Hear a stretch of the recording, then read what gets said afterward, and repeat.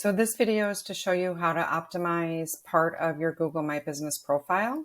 So if you go into the back end of your profile manager, which you can get to by opening up a new tab, going to your business profile, and then going to the location that you want to edit, you hit the edit button here. And what I'm going to do in this particular video is add my social profiles. So in here, you can see there's a section for social profiles. This just, again, lets Google know that you're a legitimate business. So I have YouTube and Facebook here.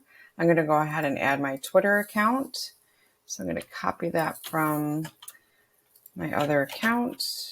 And then I'm going to do all the rest of them that I have. So I'm going to do Instagram next.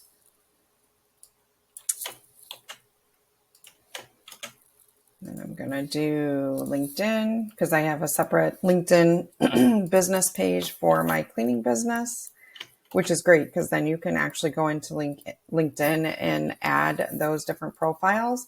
And as much as you think Pinterest isn't important, it really is important to getting the backlinks for your SEO, for your organic SEO. So please go through and get this information updated, as it is important to your SEO.